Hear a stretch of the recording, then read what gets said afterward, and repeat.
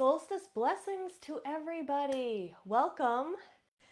So summer solstice, also known as midsummer and Litha by many pagans, marks the height of the solar energy. It occurs on the longest day and the shortest night of the year.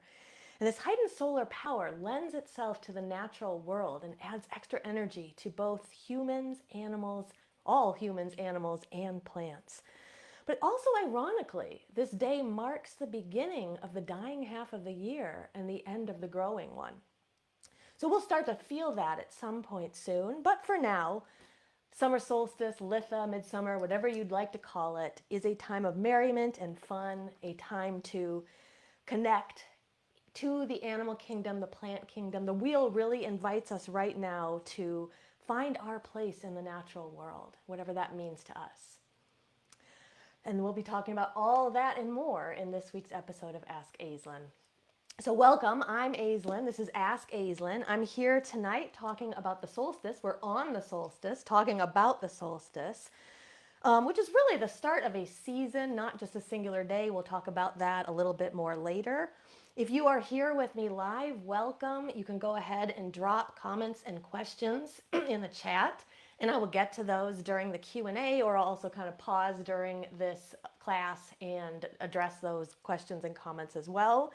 And if you like what you're hearing, please leave a heart or a thumbs up somewhere in here, and that will just help this get into the feed of people, more people. If you're watching this later on YouTube, also make sure you subscribe to the channel Body Mind Witchcraft so you'll be updated on our newest videos when they're released. Okay, so let's dive right in. We've got a lot to talk about on this solstice. And just saying hi to those coming in, Lori and Melinda. And Melinda was saying she had been watching the episodes before, but she's here live. So that's really cool. So welcome, everybody. So let's just jump right in. We're going to talk a little bit about Litha and midsummer, summer solstice, what it means. I'm going to give you guys some ideas about how you can celebrate, and also share with you a little at the end about our upcoming ritual on Friday night that you're all invited to as well. Hi, Tanessa. Just saying hi to those coming in. So Litha is the name that this holiday is often referred to by many pagans, though others will call it summer solstice, midsummer. These words are pretty interchangeable. In my own tradition, we use these interchangeably, though often we will use the word Litha. Now, the summer solstice falls on June 20th to June 22nd of any given year. That is in the northern hemisphere. So our friends down in the southern hemisphere, they're actually celebrating winter solstice right now. Their summer solstice occurs on December 20th through the 22nd, when we're actually celebrating our winter solstice. So that's always a little startling to me as someone who's never been to the southern hemisphere, to kind of think about there are people who are on the opposite side of the wheel from us and celebrating in a totally different way, but in a related way as well, because every solstice has its partner on the other side of the wheel. And while there are differences, very great differences between winter solstice and summer solstice, there are also many similarities as well. So whatever hemisphere you are in, the Sabbats, at least as it comes to the ones that we're talking about today, are solar Sabbats. That means that they're drawing the energy from the sun as opposed to the moon. Litha for us is the longest day and the shortest night, as opposed to Yule, which is the longest night and the shortest day. Now, what they both have in common is that they mark a transition between the dying half of the year and the growing half. So for us in the northern hemisphere, Litha, summer solstice, is marking the end of the growing half of the year and the beginning of the dying one. But our friends down under, they are celebrating the transition from the dying half of the year into the growing half. Now, this is something that we don't think very much about when we're at that Sabbath. When we're at that point of the solstice, we are just experiencing that energy, and we don't really actually feel that transition until another 4, 5, 6 weeks later. So we're not really going to feel it quite yet, but as we get closer to Lunaza, we will begin to feel, yes, the days are getting shorter. but for now it feels like we're at the height of the summer. I mean, for many of us, it's been cold here, at least in California, Southern California. So you may be feeling we're not even at the summer yet. Now it is true on traditional calendars that the summer solstice begins the summer.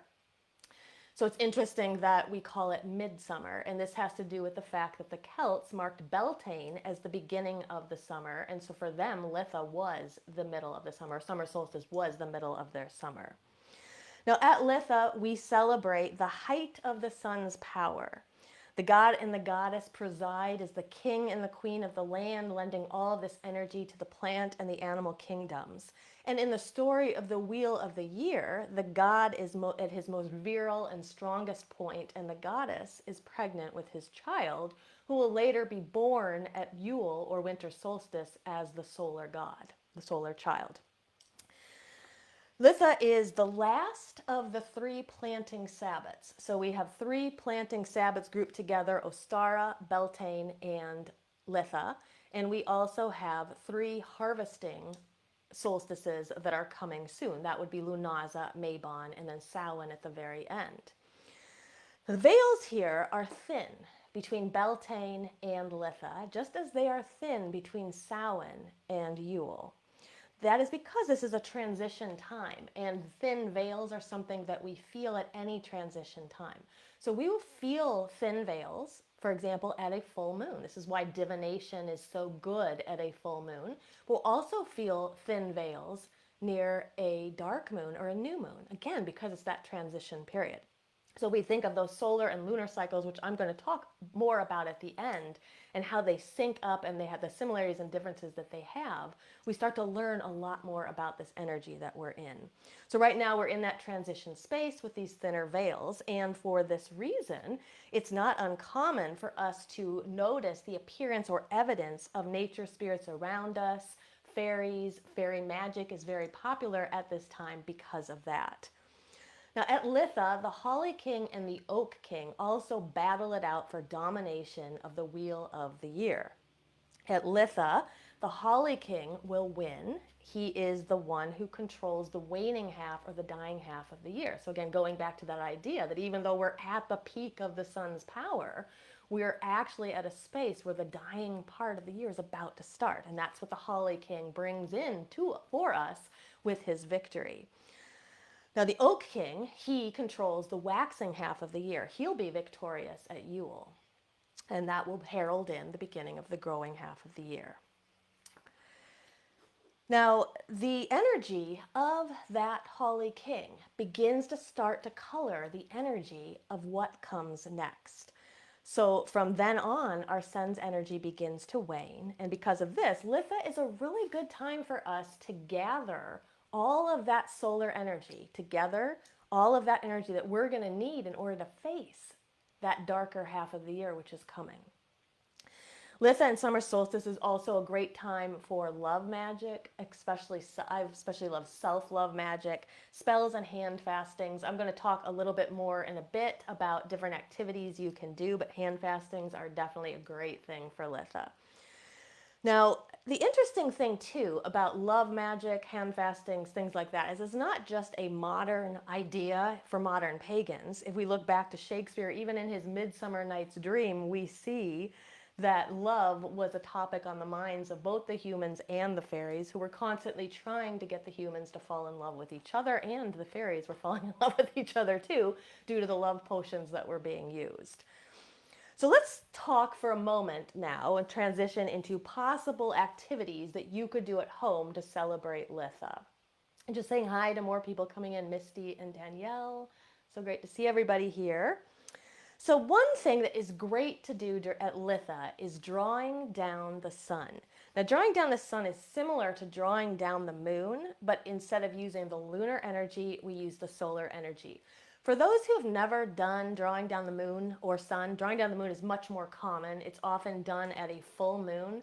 This is where a person, typically someone who is more advanced in their magical practice, but it could be people who are newer to it as well, begin to draw down the energy of the moon and the goddess into their own body. And in some cases, when the people have enough training at it, they may actually invoke the goddess, the lunar goddess inside of them, which is a strange sensation because you begin to speak and move and do things that are not exactly yours because you are connected to the goddess in such a way. And in some ways, she's inhabiting the body of the person. Now, a similar idea can happen with drawing down the sun. Instead of drawing down lunar energy, we're drawing down solar energy.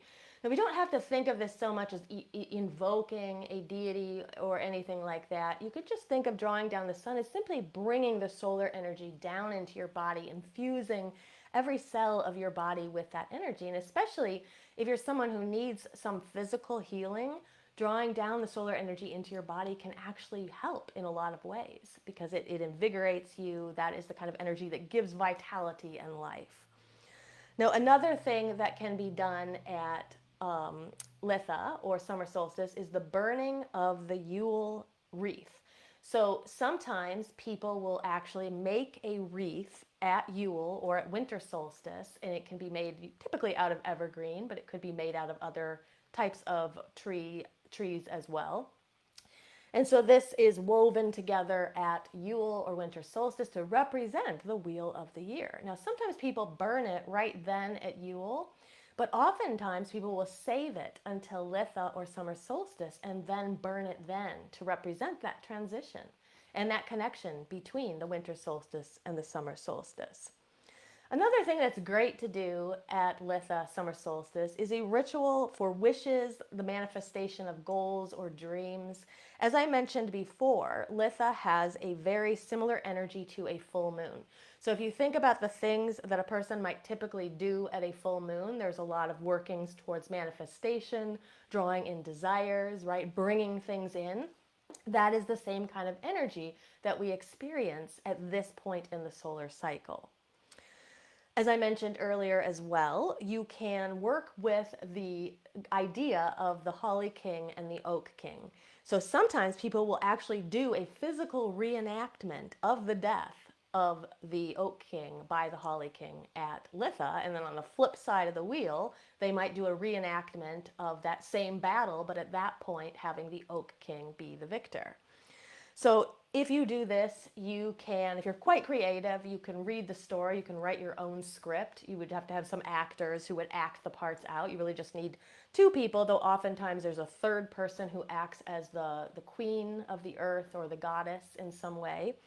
And then you have the two people have a mock battle, basically. And at the end of all of this, the Holly King would reign supreme. And usually what happens if there is the third actor playing the part of the goddess, she will then crown the victor with like a crown of flowers or a crown of laurel or something like that to represent his victory over, his partner.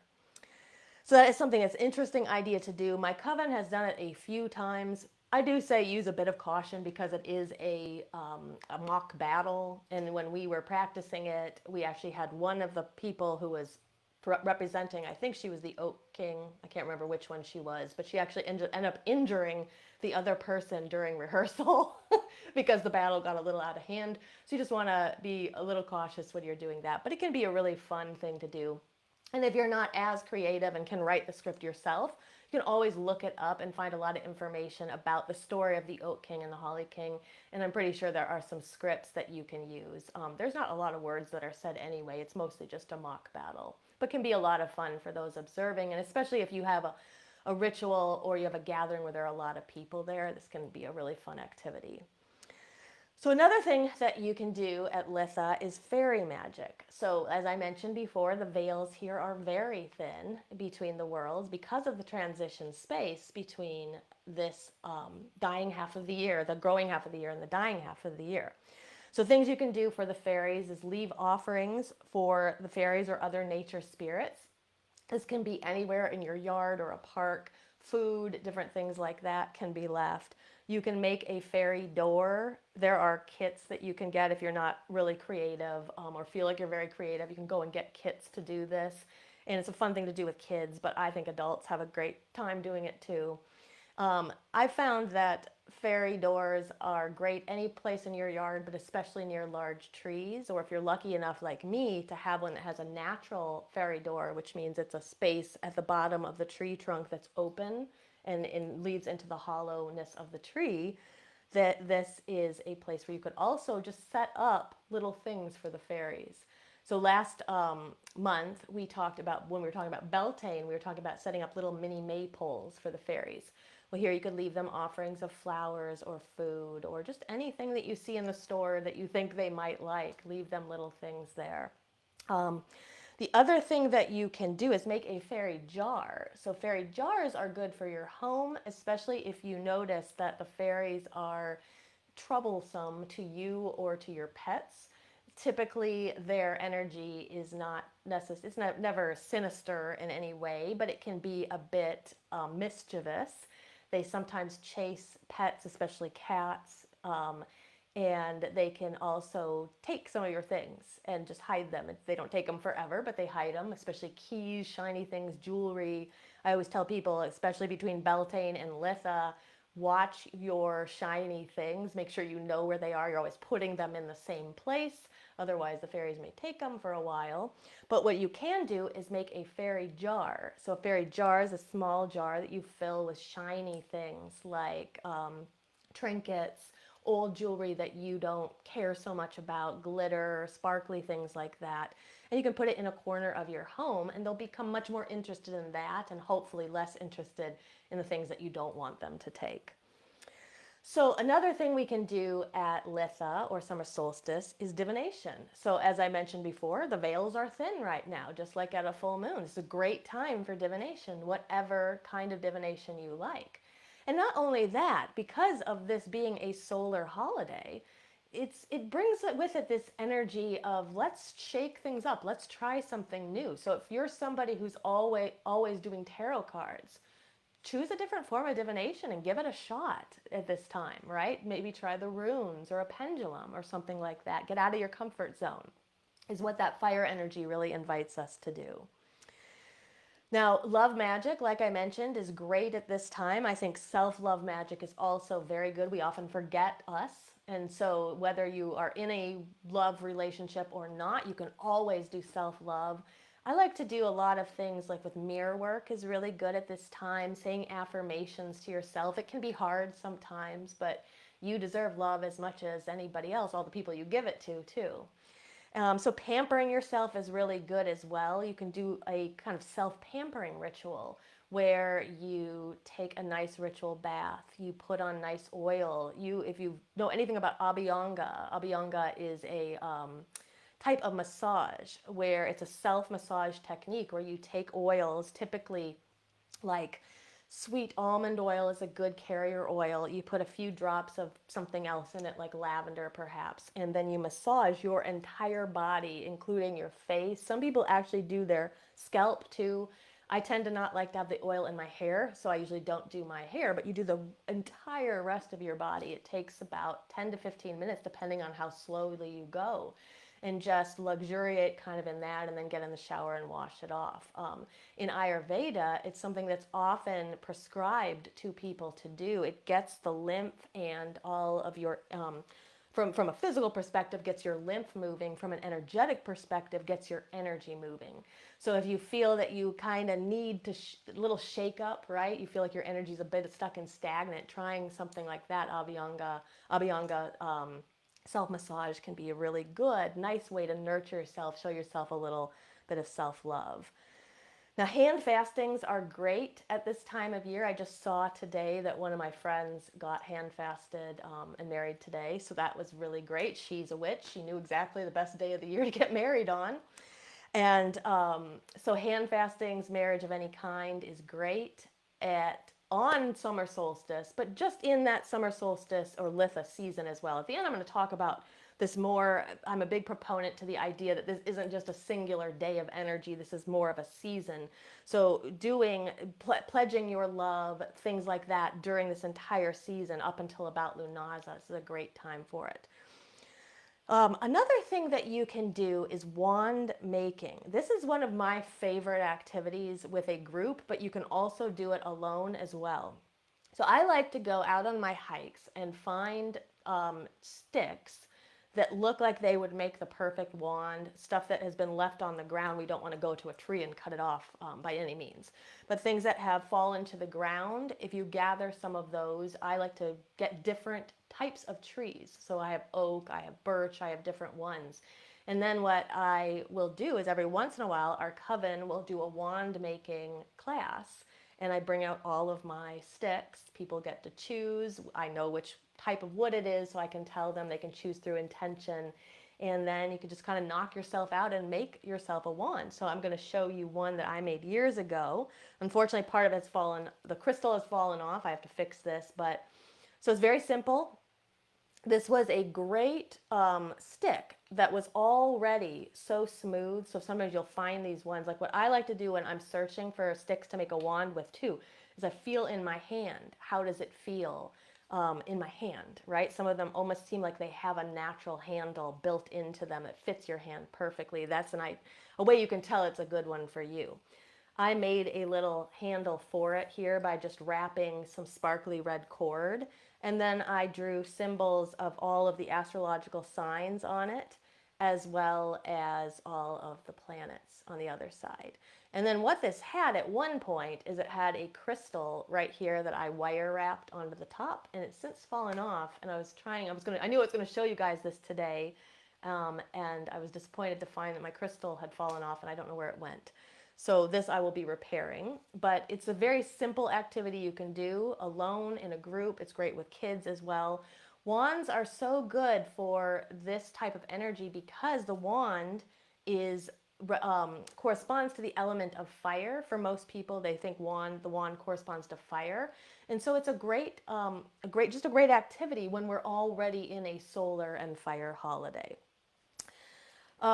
Something else that you can do is make a sun catcher. I'm not terribly crafty myself, so those of you who are a little more crafty, you can go out and you can get kits. That's probably what I would do. I know that some people, there are some instructions online if you can actually use recycled glass and different things at home to actually make one yourself without a kit, which is a neat way to catch the sun and bring it into your home, and it's just a beautiful little thing to have hanging in the window. And then another thing is just get out in nature. It's a time to not really be indoors. Someone wrote to me today, and he said he was a bit disappointed because it was raining where he was, and he was going to have to bring his altar inside, and that's totally okay. And what I told him is definitely bring the altar inside for today. Go out go out later in the forest when the weather has cleared, and just get out in nature. And he's somebody who's always out in nature anyway.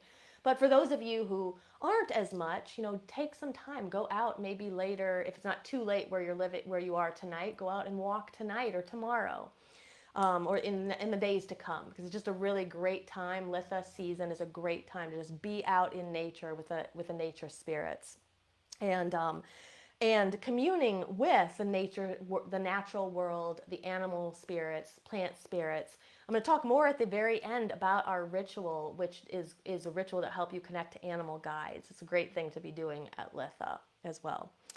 Burn a lot of candles at Litha. It's a fire holiday, just like Beltane and Imbolc. Just burn a bunch of candles and just get a lot of that light and heat around you. And then you can also do these are more kind of mundane activities, but just doing things for the earth. So picking up trash. Whenever I go to the beach for my full moon rituals, I notice there's so much garbage there. So just taking a bag with you where you're going, or if you're going for a hike or something, near the end of it, take a bag and pick up the stuff that people have left, unfortunately, and throw it out. You can also do recycling, donating clothing, toys, food, things like that. Anything to just kind of give back is a nice activity at any Sabbath, but especially at Litha. Okay, so let me just pause for a second, because Misty had a question about a birch wand. She said that a good replacement for a birch wand, you love birch, but you're allergic to it, sadly. I'm not really sure of a good replacement. Every wood has its own unique properties.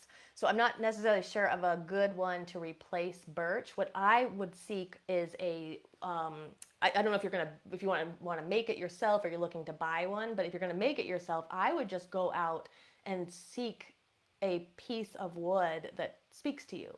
So like this particular one here, honestly, I can't even remember what kind of wood this is, but this, I could feel the energy in it, and therefore I knew that this was meant to be my wand. So going out, I'll look, I'll get back to you. I can put a little message under here later. I'll see if I can find in one of my correspondence books a good replacement for you. But I love oak. What I think I would do is I would ask you yourself why you like birch. Is there like an intention connected to it that you really love? And then Google other woods that have that intention. But I'll look up in my book as well and see if I can find anything for you. Let's talk about altar ideas as well. So I know some of you like to build altars. So some people will have an altar that they have up permanently. Other people like to put up temporary altars for the Sabbath, for like the season, for these next 6 weeks until we move into Lunaza. And it's a really great way to observe the energy of the wheel. So altar ideas are, for this particular altar, would be fairy statues, flowers, flower crown, a lot of flowers, flower crowns, statuary of the god or goddess. I was going to show you when I was looking for the wand in our broom closet, I found this. So I don't even remember where I got this. I think that my friend left it here for the coven at some point. But this is a really nice statuary of the Green Man. And because we celebrate the god in his virility during the Sabbath, this would be a great kind of statuary to have on an altar. Solar images of any kind, suns, sun catchers, sun cakes, anything that connects to the sun, lots of candles, like I mentioned earlier. Now, as far as colors, you can look for gold, orange, yellow. Those would be the typical colors of Litha, summer solstice, but also green and brown because of that natural energy of the natural world. Now, if you work with deity in your practice, here's a couple of deity archetypes, and then I'll give some suggestions of actual deities you could work with or call during your rituals. So the deity archetypes are typically the solar or the grain god. He also gets called at Lunaza as well, just like this depiction here of the green man. So the god in his green man, or the stag of nature, that kind of role he takes. The goddess, she'll appear as a mother goddess, often pregnant. So goddesses who are pregnant would be good for this time of year. And any god or goddess in their kind of divine king and queen aspect, which is why Zeus and Hera is great one, Jupiter, Juno. A lot of times they will be called together as pairs, especially at Litha, because it is a holiday of bringing together the god and the goddess, at the height of their power. So individual deities that you might consider working with, and the list is not exhaustive, but Thor, Frigga, Odin, Isis, and Osiris, sometimes Horus as well as this is the sun child, Apollo and Artemis. Again, like I said, it's not an exhaustive list, but those would be some good ideas. Now, I do want to mention that Litha, I've said it a couple of times, but Litha is not not just a singular day, it's a season. So every Sabbath, I always see people kind of panicking because they can't do something on that day or they missed the day. And I always tell them, you don't have to celebrate on that exact date. It's the beginning of a seasonal energy. So when we think about it just as dates, we're really in that kind of patriarchal linear mindset, like this happens and it's over, this happens and then it's over, right? But from a perspective of more of a perspective of a pagan, our concept of time is much more circular, right? So for us, it's a season. It starts at this point and it sort of begins to transition at some point before Lunaza. Lunaza typically falls around the 1st of August, though it's really astrologically, it's usually more like the 5th, 6th, or 7th. And about, I would say, near the end of July, that's really where we start to transition into that Lunaza energy and out of that Litha energy. So we have this whole entire space of time to celebrate. So I gave a ton of ideas. So don't panic if it's where it's already near the end of the day for some people, if you didn't do anything, don't panic. There's plenty of time. And if you're watching this a day or two or even a week from now, don't worry. There's plenty of time to still celebrate.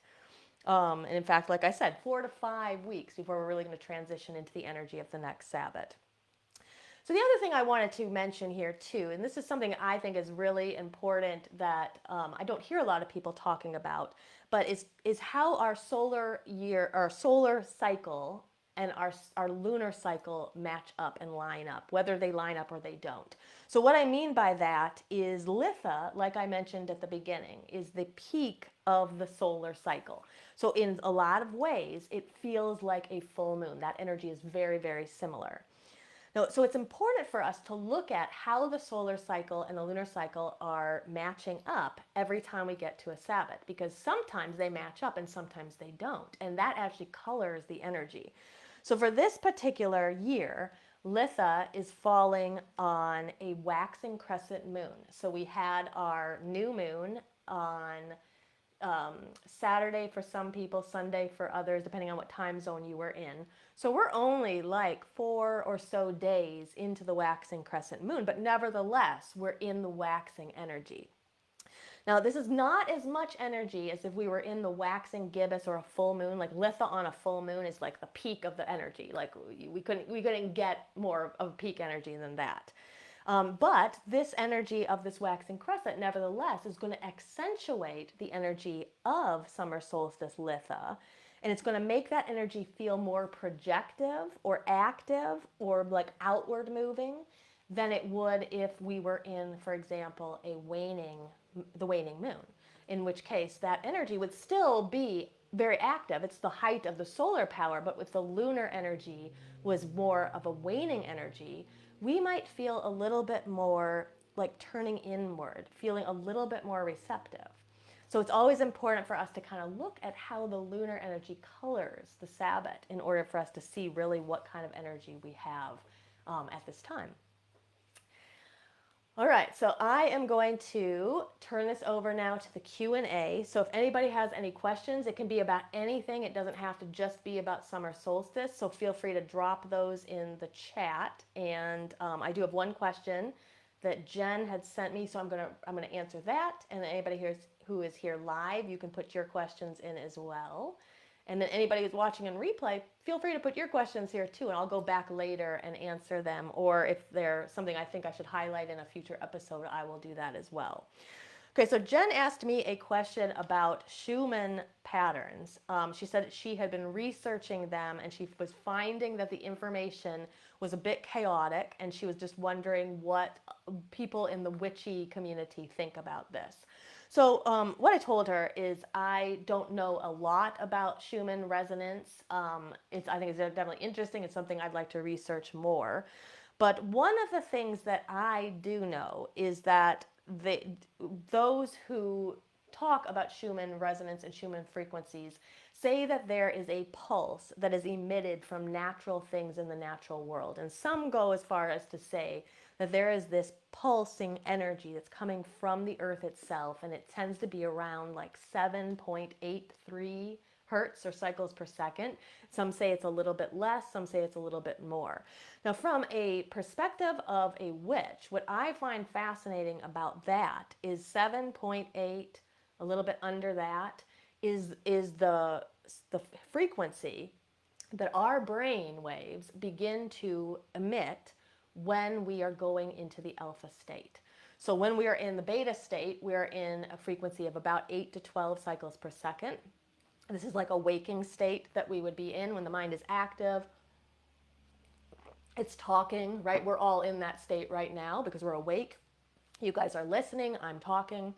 But as soon as we close our eyes and we begin to bring our energy down, some of us drop down really fast into alpha. Some of us take a little bit longer to kind of induce, but eventually we all get there. And that brings us down into about 4 to 7 cycles per second. So the thing that's very interesting about the Schumann resonance and Schumann frequencies is that that is right at that place, that they say 7.83, around that. So what I have seen in a bit of the research I've done is people talking about perhaps this is the way we can tune in to the pulse of the earth. So this is why if we go to a sacred site, so for perhaps like Sedona is an example, because I go there all the time, so I feel like I could speak to this one. So when you go to Sedona and you go to those actual vortexes and you close your eyes and you really begin to bring yourself down into that alpha state, they say that the vortexes heal people. They say that a person can simply walk through the area without even knowing what it is and find healing in some way. And I think that it might have to do with these frequencies. So, what it means is that when we get to those places, our energy begins to entrain, or it begins to sync with the energy of that location. And we begin to vibrate with the earth's energy. So I think that from a witch's perspective, that's what I think it does. It would really align us to those energies of perhaps healing from a sacred site. But just simply, if you were sitting in the woods or sitting in the park or sitting in some kind of natural setting and you close your eyes and you begin to lightly meditate, you actually are going to begin to vibrate with that vibration of the earth. And I think that's what all of us as witches, are really trying to do, is kind of connect to that natural world. That's what we say we're doing, right? And I think scientifically this may be how we're doing that. So that would be my best answer on that. Okay, so I've got some questions here. So let me start going through these. So Melinda asked, what can I do to invite fairies into my home? Are these good to invite into my home? Okay, so people are a little mixed on fairies. And it tends to have to do with not so much, like I said in the beginning, it's not a sinister energy, but it can be a chaotic energy. And so I will say for myself, I'm a bit cautious about fairy magic in my home. So I guess the thing that you want to ask yourself is why you would want them to come. It's like, what are you inviting them in for? And so I would recommend that if you do want to invite them in, I would definitely have a fairy jar, like I said, so that you're putting like keys or shiny things, trinkets, old jewelry that you don't want anymore, put it in a little jar, put it somewhere in the home, like often put it like near the front door. And this can just be a way, as if they're coming into our homes, they are at least going to be more attracted to that than causing kind of like some mischief in the house. If you have cats, you probably already have fairies in your home. You don't necessarily even have to invite them in. In a lot of ways, you don't really have to invite them in. They tend to know. It's sort of like witches and cats in many ways. Like if you're a cat person and a witch, it's like every stray cat in the neighborhood knows to find your house. Some of you probably know what I'm talking about. So it's the same way with the fairies and some of these other natural spirits, is they gravitate towards people like us and away from our neighbors who aren't as receptive and open to that energy. So you usually don't even really have to invite them in. They're already there. So if you find that they cause a little bit of mischief, build the fairy jar if you'd like. I like to leave offerings. So one of the things that I do is after every ritual that I do, there's generally an offering that I might give to the god or the goddess. And because offerings are typically food, oftentimes foods or like flowers or things that are meant to be consumed by the gods, even though in this plane that plate of food still is there, it's already been consumed in the etheric plane by the gods or the net or whoever you were offering it to. So it's not really great practice to then just dump that into the garbage. So what I always do is I take those offerings and I take them outside into an area of my yard where I know the fairies are, and I leave them those offerings there. But that would be another way to kind of invite them in, is to leave them natural offerings. But I would typically leave mine outside than inside, just because I'm a little cautious. I don't need a ton of mischief here. So it'd be wise, if you want to work with them, is to kind of think about your intention and why you would like to invite them in. So I hope that answers it. If not, you can put other questions in to kind of follow up, and I'll answer those too. Okay, Lori said, is there a good way to discover your spirit animal, and can you have more than one? Well, you're in luck, Lori, because I saw you RSVP'd for the ritual on Friday, and Lori's in Shadow Seekers, and so I will be talking more about the ritual after I get through the Q&A here. But yes, you absolutely can have more than one spirit animal, absolutely. And in fact, they say that everybody, even the muggles out there who don't believe anything, everybody has at least one. But those of us who spend more time in the spirit world tend to have more than one. And they may come in and out of our lives at different times, but most of us have more than one. The ritual is a great way to discover yours if you're somebody who already knows you have one. It's a great ritual to like deepen that connection, but you might also find some new ones you didn't even know were there. And for someone who doesn't even know what their spirit animal is, that ritual is going to be a great way to get in and kind of learn about that. So I'll talk more about the ritual in a second, though, after I get through the questions. Okay, so Melinda said, what are some ways to draw down the sun and the moon? So it's generally an intention that you set out.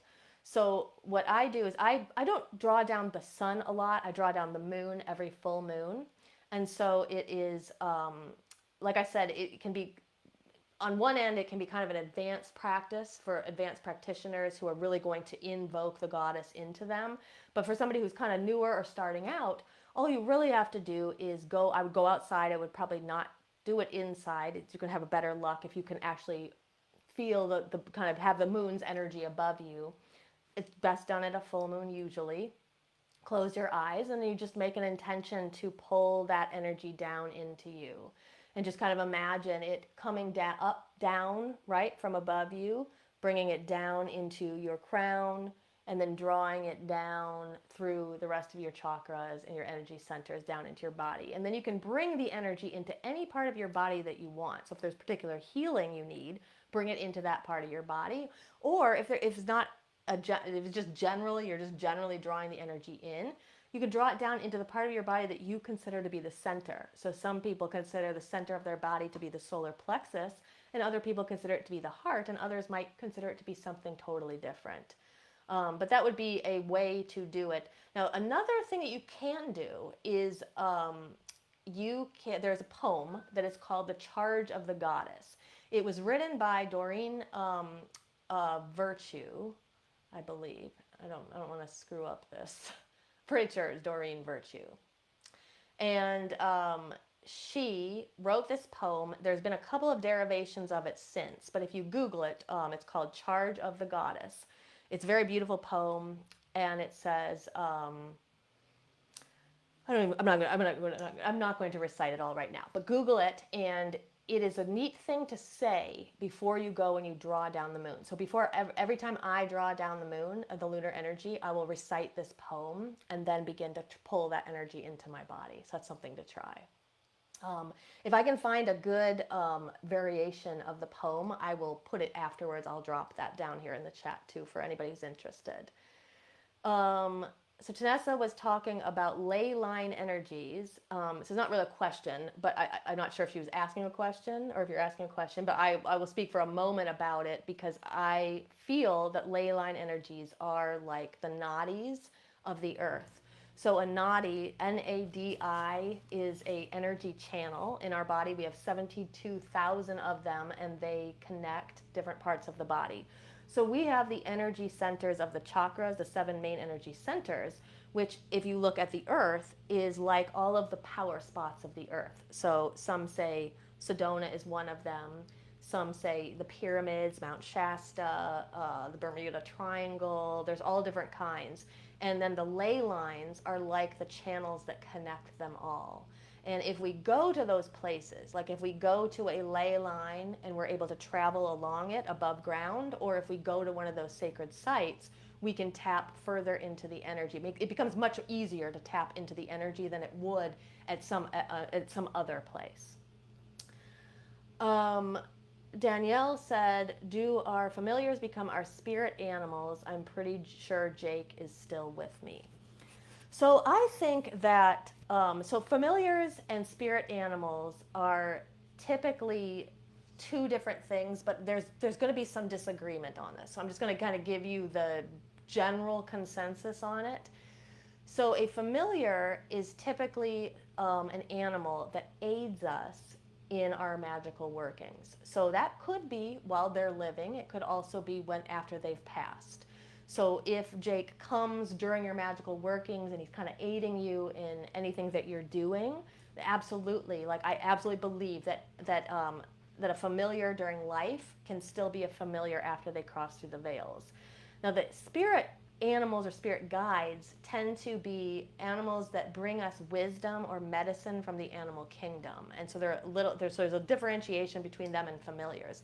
But there are some people who say they're all the same thing, and then there's some people who would probably disagree with me on that differentiation. Might say there was a different differentiation, but typically, in general, familiars are helpers, whereas the spirit animals or spirit guides are bringing guidance and wisdom. So I would say that Jake is probably a familiar who's going to continue to be a familiar on the other side of the veils. And it doesn't mean he can't bring guidance, but he's really there. He's like aiding you because he knows his spirit knows your spirit so well. Okay, I hope that I answered everybody's questions. I'm going to see here. There's still time if you want to drop more in here. If you're thinking about any others, I'm just going to mention about our ritual really quick for those who don't know about it or are looking for more information. So this ritual is taking place on Friday, June 23rd. That's this Friday. It's at 5:30 p.m. Pacific, 8:30 p.m. Eastern. And it is live on Zoom, though there is a replay available for anybody who buys a ticket. So the tickets are available by donation, and you can donate any amount. The system will take as little as $1, and you'll be able to get a ticket. And then whether you're coming live or not, you will still get that replay. So during this ritual, we are going to honor the goddess Artemis and her brother Apollo. And we think this is a great combination that we chose. Artemis is intimately connected to the animal world, and Apollo is the sun god. So it's just great for our intention and for the idea of this being summer solstice. So during this ritual, we are going to make sigils. If you've never made one before, no worries. I'm going to teach you how to make one. We're going to come up with an intention before we start, and then you'll make that sigil that surrounds that intention. We'll charge that with the energy of the summer solstice, and then we're going to do a short journeying meditation where you are going to invite in and open yourself up to any animal guides that want to speak to you. And so we're actually really going to encourage people too, those who have already know that they have an animal guide, that guide will likely come to you during this meditation, but we're also going to encourage people to be really open to other ones that show up. Like I had the porcupine showed up for me once, so that's unusual, right? It wasn't one that I had expected that I had, but I did. So here you will get to meet ones, like I said, that you know and that you may not know either. And if you're brand new to all of this, it's a great introduction to using and working with our animal guides and really diving into the wisdom and the medicine of the animal kingdom. So if you are in Shadow Seekers already, our membership, your ticket is complimentary. It's free, so you guys already have your ticket. But anybody who's not in our Shadow Seekers membership, you can get your ticket, like I said, for as little as $1. I'll drop the link right below this video, and you can go there and get your ticket. And hopefully we'll see some of you live. But for those who can't come live, like I said, all ticket holders will get a replay of the ritual right afterwards. All right, so that is our ritual, and let me see if there's anything else here. It looks like I've answered all the questions. Okay, so if I missed anybody's question or you watch this in replay and you've got a question for me, drop it there. I will go back through later, and I'll answer everybody's questions then.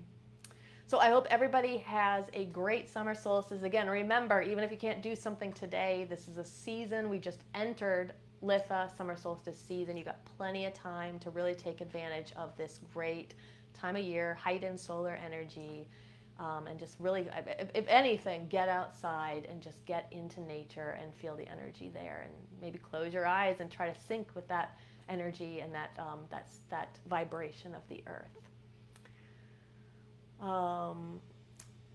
Oh, okay, before I go, Melinda asked, how do you join Shadow Seekers? Okay, Melinda, I will send you a message. So our Shadow Seekers membership is not open right now, but it will be opening up in a couple of months. So I will send you a little message with some more information about that and how you could join, okay?